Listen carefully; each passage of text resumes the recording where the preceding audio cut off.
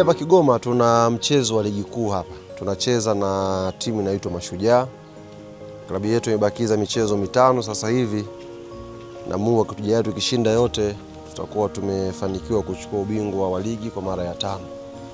Kwa hiyo pamoja na kuja hapa na wenzetu wa GSM Foundation, tunalo ombi la kupata dua kwa watoto hawa. Mwenyezi Mungu awajalie wachezaji wetu waende kucheza kwa umakini mkubwa, kwa nguvu kubwa, lakini pia awalinde wasipate majeraha yoyote, ili tuweze kuondoa Kigoma tukiwa na furaha kama tulivyoondoka mara ya mwisho tulivyokuja hapa. Tunashukuru sana na tumefurahi sana kwa sababu mlichotuletea si kidogo. Kwa namna moja au nyingine kitaweza kutusaidia pakubwa sana, hasa kuweza kuwasaidia watoto wetu.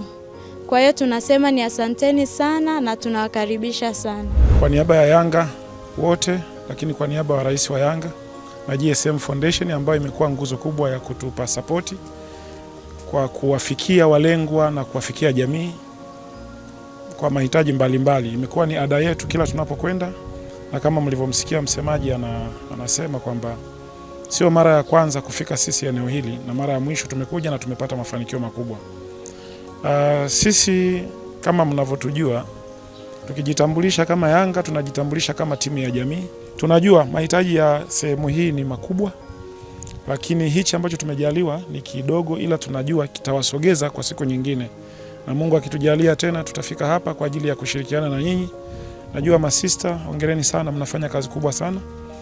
Ni kazi kubwa ambayo ni ya kimungu ndani yake, ambayo inawapa nafasi watoto wetu hawa waweze kuwa sisi wa baadaye au kuwa viongozi wa baadaye kwa maeneo mbalimbali tofauti. Kwa nawapongeza na kuwashukuru sana. Kwa niaba ya klabu ya Yanga tunashukuru sana kwa kutupa nafasi ya kutukaribisha, na tutaendelea kushirikiana na nyinyi. Asanteni sana. Mungu ndiye nguvu na makimbilio yetu. Wajalie klabu ya Yanga atakapopenda kucheza mechi yao na Mashujaa waweze kufunga magoli mengi ambayo wanaweza kuyafurahia duniani kote. Mungu pia hii mechi tu na mechi zingine zitakazokuja pia walinde wasiumie katika mchezo wao wanaoenda kucheza. Pia tujalie na sisi watoto wa Sanganigo tuna tabia nzuri.